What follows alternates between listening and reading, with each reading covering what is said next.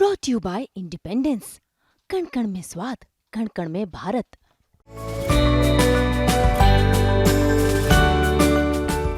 त्यावेळी मी त्यांना रागवलं होतं आताही मी रागवलं त्यांना हक्काने. हे चालणार नाही. त्यांच्या जवळच्या सगळ्या सहकार्याने सांगितलंय. आता सगळ्याच गोष्टी तुम्हाला सांगून कसं चालणार ना, म्हणून ते तो विषय नाहीये. पण एकंदरीत मन मोकळे मनाने चर्चा झाली. मनोज जरांगी पण मला बऱ्यापैकी जे समजले होते ते आणि चांगली समजली.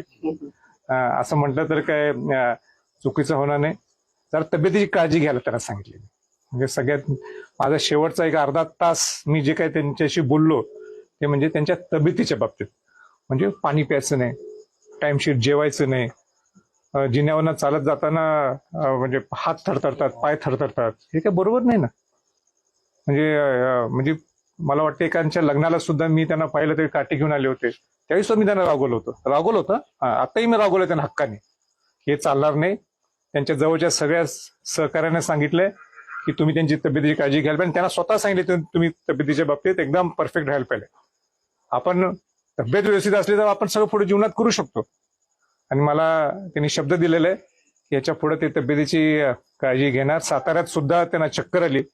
हे मला नाही आवडलं. हे नाही, बरोबर नाही. छत्रपती या घराण्यातल्या व्यक्तीकडे म्हणजे त्यांच्याकडे मी एक चांगला समाजातलं नेतृत्व करतो, अशा व्यक्तीने अशी तब्येत बिघडेल हे मला कदापि ते पटणार नाही, चालणार नाही. म्हणून त्यांना सुद्धा मी आज ताकीद केली. एक मोठा भाऊ या नात्याने, छत्रपती घराण्यातले व्यक्ती या नात्याने, की असं नाही चालणार, तब्येतीची काळजी घ्यायला पाहिजे. आणि असे मन मोकळेपणाने आमची आज ही सगळी चर्चा झाली.